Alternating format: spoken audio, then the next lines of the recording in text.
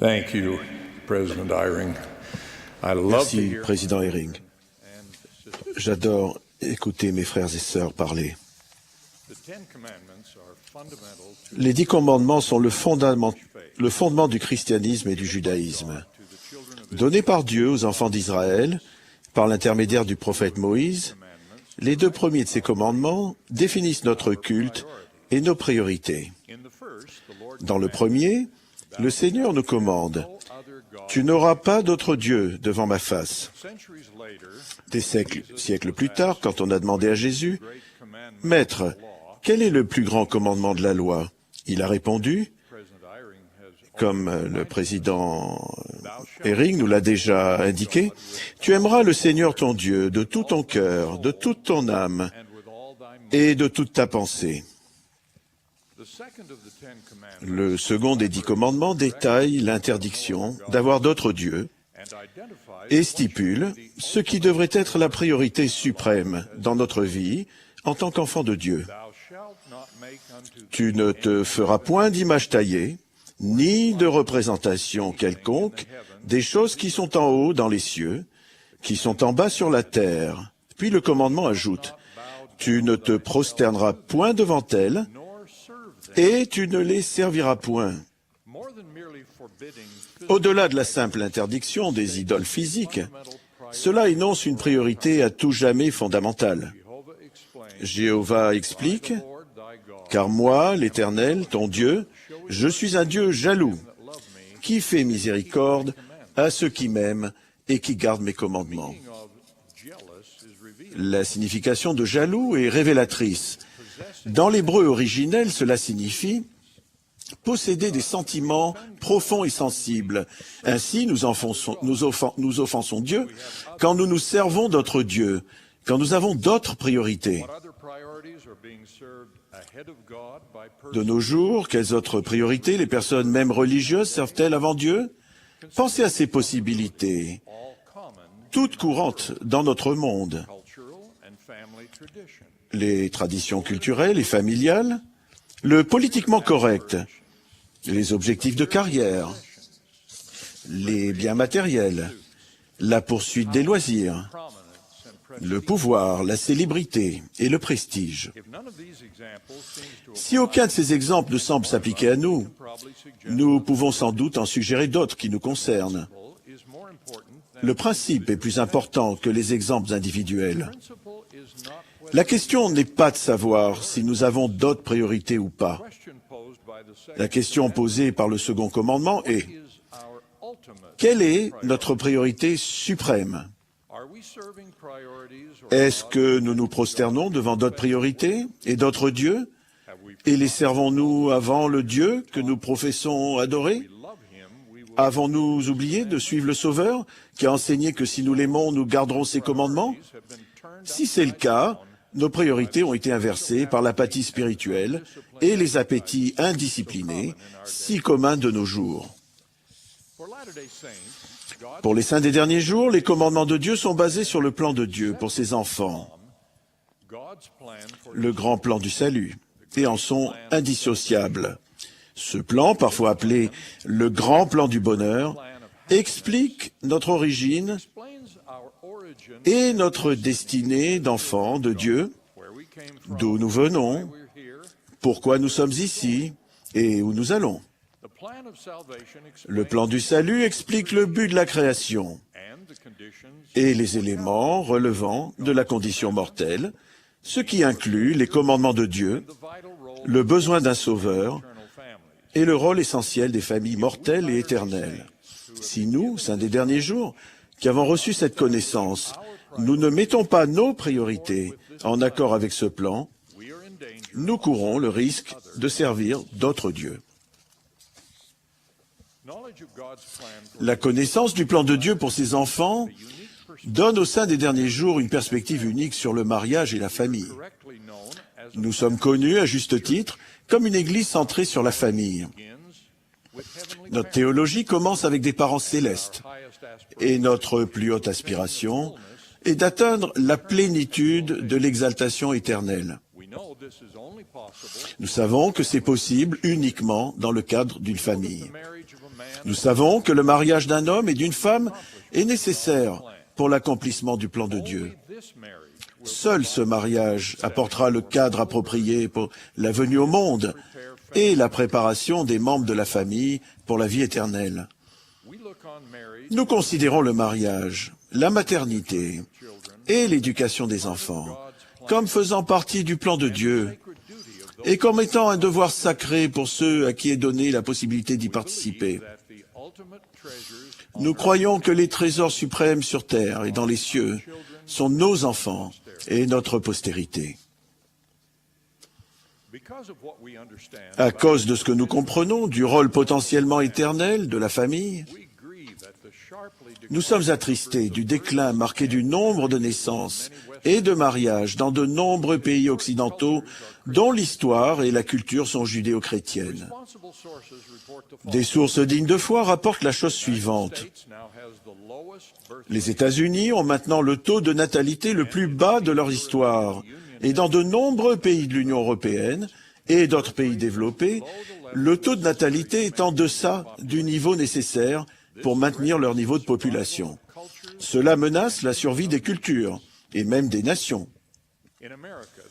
En Amérique, le pourcentage de jeunes adultes âgés de 18 à 29 ans qui sont mariés est tombé de 59% en 1960 à 20% en 2010. L'âge moyen du premier mariage est maintenant à son niveau historique le plus haut. 26 ans pour les femmes et presque 29 pour les hommes. Dans de nombreux pays et de nombreuses cultures, premièrement, la famille traditionnelle avec une mère et un père mariés et des enfants est sur le point de devenir l'exception plutôt que la règle. Deuxièmement, la poursuite d'une carrière plutôt que le mariage et la maternité est un choix que font de plus en plus de jeunes femmes. Et troisièmement, le rôle et la perception de la nécessité des pères diminuent. Au milieu de ces tendances préoccupantes, nous sommes aussi conscients que le plan de Dieu est pour tous ses enfants et que Dieu aime tous ses enfants, où qu'ils soient. Le premier chapitre du livre de Mormon déclare que la puissance, la bonté et la miséricorde de Dieu sont sur tous les habitants de la terre. Un chapitre ultérieur déclare « Il a donné son salut gratuitement à tous les hommes. Et tous les hommes ont cette possibilité, les uns comme les autres, et nul ne se la voit interdire. » Par conséquent, les Écritures enseignent que nous avons le devoir d'être compatissants et charitables envers tous les hommes.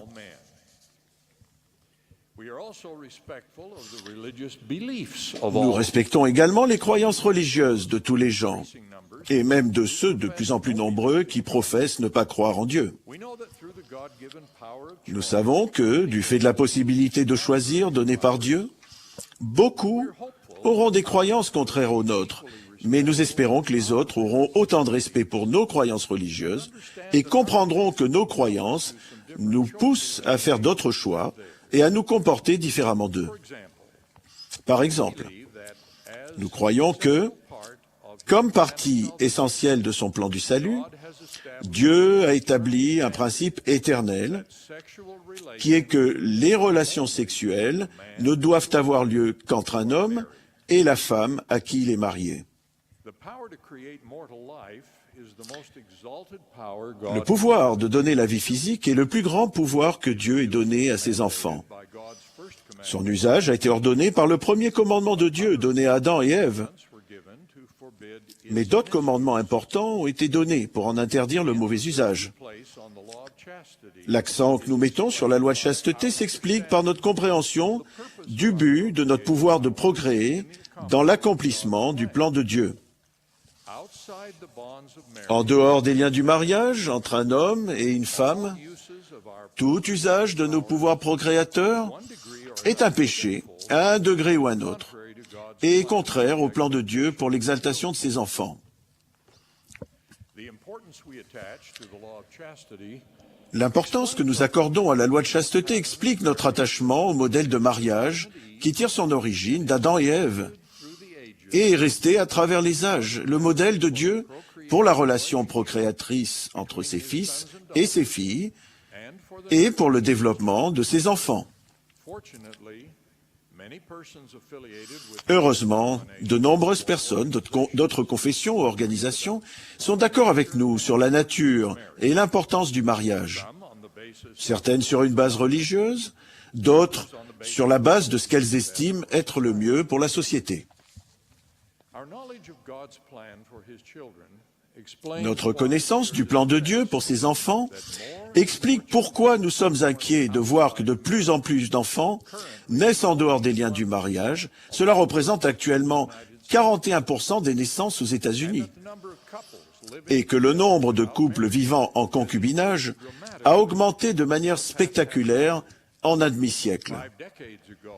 Il y a 50 ans, seul un petit pourcentage des premiers mariages était précédé par une cohabitation.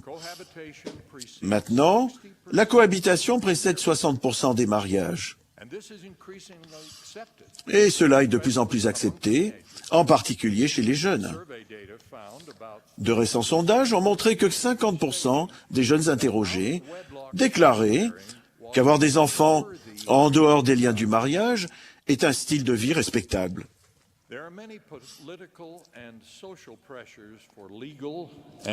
Il y a beaucoup de pression sociale et politique en faveur de changements de législation et de politique pour valider des comportements contraires au décret de Dieu à propos de la morale sexuelle et contraires à la nature éternelle et au but du mariage et de la procréation.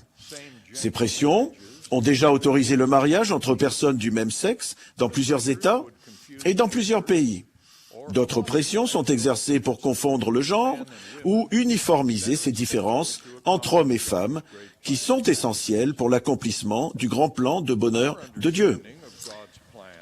Notre compréhension du plan de Dieu et de sa doctrine nous donne une perspective éternelle qui ne nous permet pas de fermer les yeux sur de tels comportements ou de justifier les lois qui les autorisent.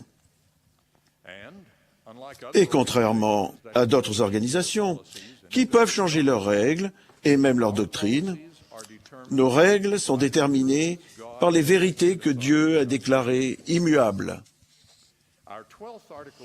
Notre 12e article de foi déclare que nous croyons que nous devons nous soumettre à l'autorité civile et respecter, honorer et défendre la loi. Mais les lois de l'homme ne peuvent pas rendre moral ce que Dieu a déclaré immoral. Notre engagement vis-à-vis de notre plus haute priorité, aimer et servir Dieu, nous impose de prendre sa loi comme règle de conduite. Par exemple, nous restons soumis au commandement divin de ne pas commettre l'adultère ou la fornication, même si ces actes ne sont plus des crimes aux yeux des lois des États ou des pays où nous résidons. De même, les lois qui légalisent le mariage homosexuel ne changent pas la loi de Dieu sur le mariage, ni ses commandements, ni nos principes en la matière.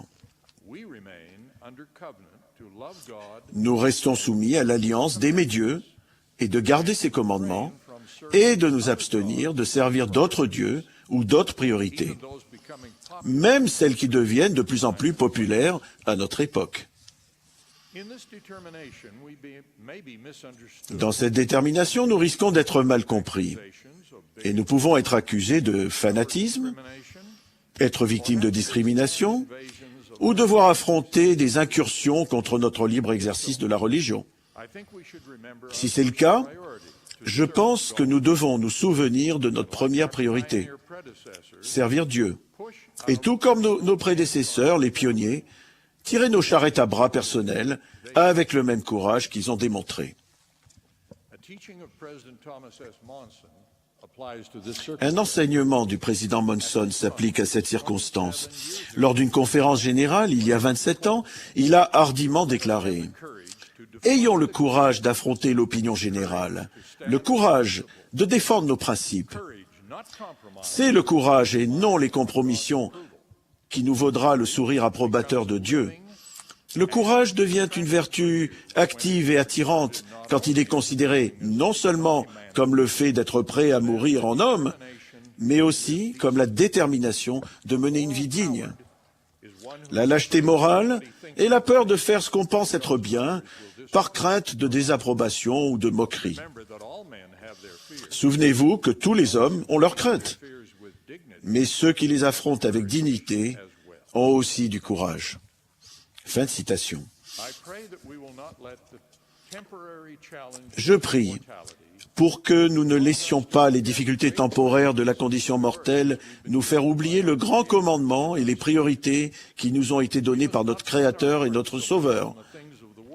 Nous ne devons pas mettre notre cœur dans les choses du monde et aspirer aux honneurs des hommes, au point d'arrêter de nous efforcer d'accomplir notre destinée éternelle.